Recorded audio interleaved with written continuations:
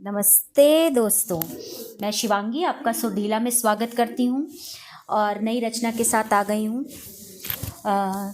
रचना का नाम है विरक्त हूँ। विरक्त हूँ से तात्पर्य है कि शिव में जो लोग लीन हो जाते हैं उनकी क्या दशा हो जाती है, या शिव भक्ति जिन्हें प्राप्त हो जाती है, जिन्हें आध्यात्मिक ज्ञान प्राप्त होता है, आध्यात्म जिनके अंदर पैदा हो जाता है, या आध्यात्मिक ऊर्जा जब उनके अंदर आना प्रारंभ होती है तो किस तरीके से वो विरक्त होने लगते हैं और शिव में कैसे लीन होने लगते हैं, तो उसी पे लिखा हुआ है। तो मैं आपको सुनाती हूँ। विरक्त हूँ मैं महाकाल की भक्त हूँ, विरक्त हूँ कशिश कहूँ कृशंग भी, नंदीश शिव प्रचंड भी, शिवांग हैं शिवांश भी, चंद्रेश मेरे देवांग भी, शिव नाम से हुई सशक्त हूँ।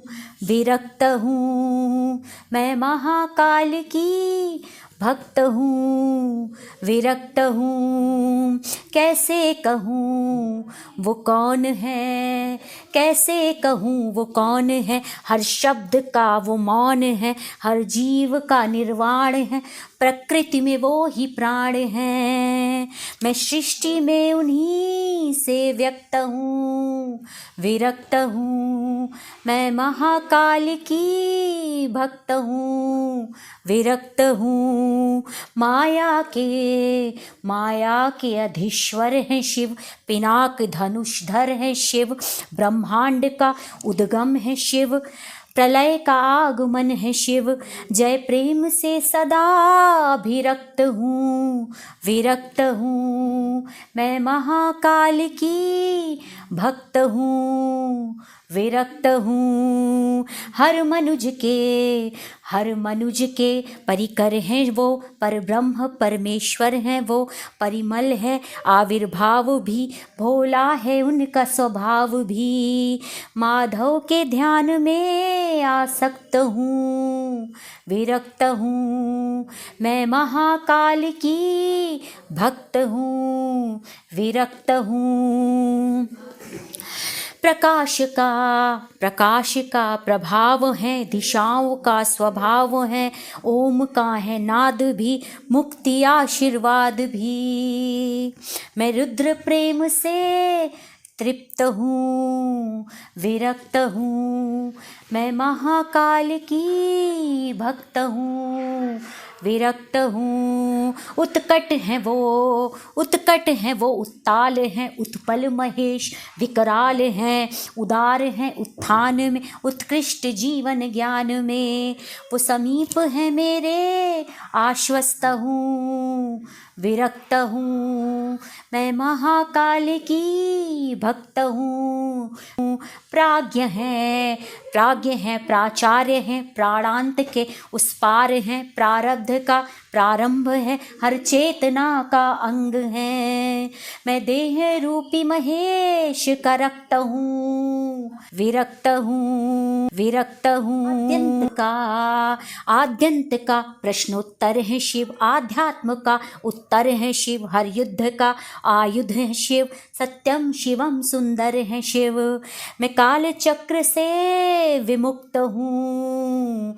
विरक्त हूँ मैं महाकाल की भक्त हूँ, विरक्त हूँ अमृत है वो गरल है वो, है स्वर्ग भी रसातल है वो, है वेद भी हवन है वो, पाषाण अति पावन है वो, अखिलेश के द्वारा अभिषिक्त हूँ।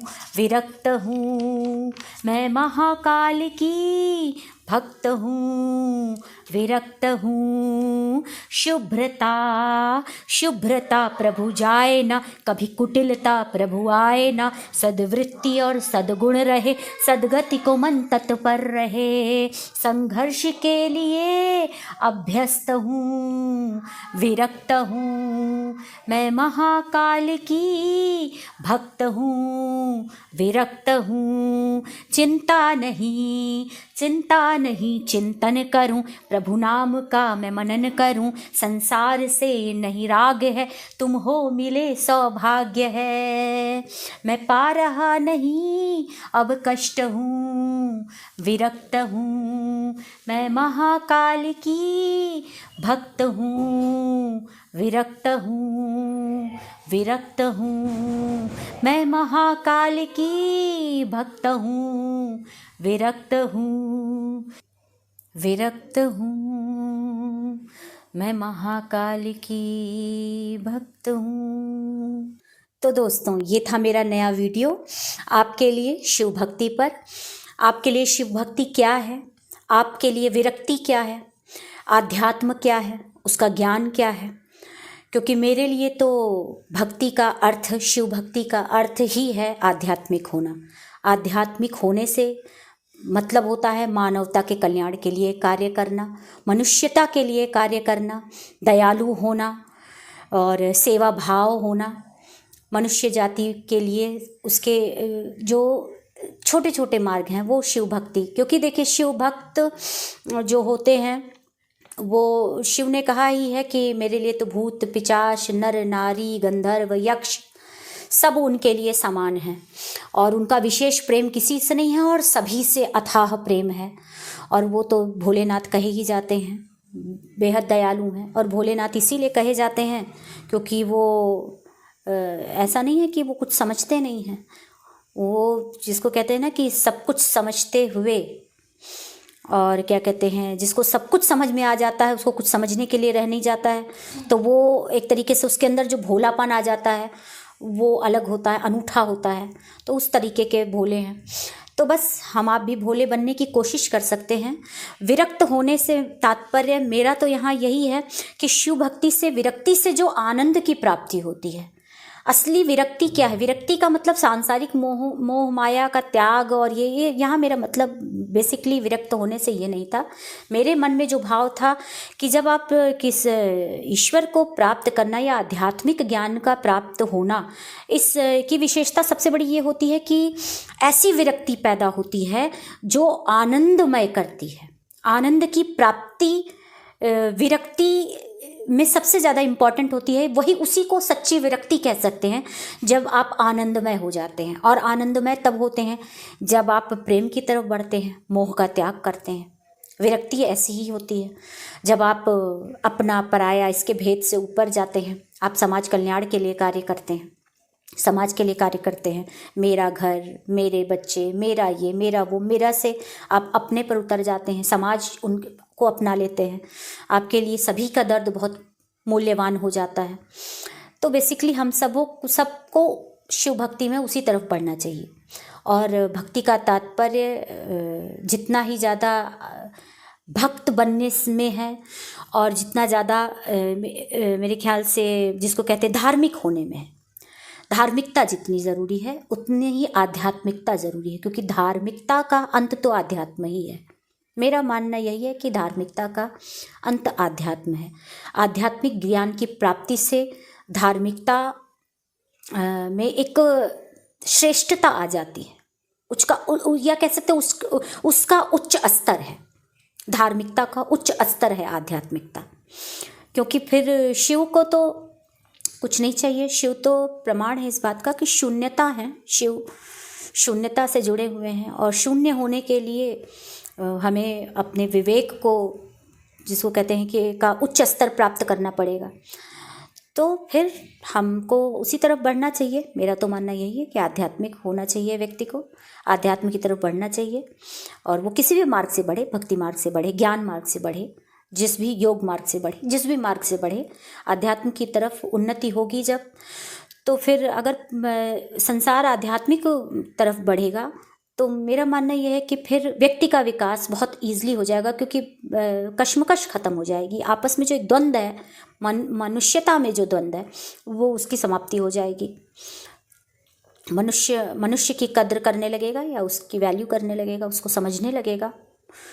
तो बस यही था आज का वीडियो, और मैं मानती हूँ ये कि आपको पसंद आया होगा, क्योंकि हम सब शिव भक्त हैं। और भक्ति तो मेरा जिसको कहना यही है। आप बताएं, आपकी शिव भक्ति ने आपको क्या क्या ज्ञान दिए हैं, भक्ति से आपने क्या सीखा है, भक्ति आपको किस तरफ ले जाती है, क्या आपके अंदर बोध और विवेक का जन्म हुआ है। बोध और विवेक इस बात का कि मनुष्यता सबसे ऊपर है, मनुष्य सबसे ऊपर है, जीव जंतु प्रकृति सबसे ऊपर है, और उन्हें हमें कैसे प्रोटेक्ट करना चाहिए, उनका कैसे ध्यान देना चाहिए, कैसे मनुष्य को मनुष्य के प्रति आदर भाव होना चाहिए, कैसे उनके प्रति उनके अंदर प्रेम और दयालुता की भावना होनी चाहिए। तो ये सारी चीज़ें शिव भक्ति हमें सिखाती है, और मुझे पता है कि आप पक्के शिव भक्त हैं। तो इसी तरह जो भी चीज़ें हैं, बस शिव के साथ पार लगाई, सबकी नैया उन्हीं से पार लगती है, हमारी और आपकी भी लगेगी। तो फिर दोस्तों, ये था मेरा वीडियो, और सुरीला गाना आए चाहे ना आए, गाते रहिए, और चैनल को सब्सक्राइब करिए, लाइक करिए, शेयर करिए, सुरीला को अपना प्यार दीजिए, शिवांगी को अपना प्यार दीजिए। चलती हूँ दोस्तों, बाय।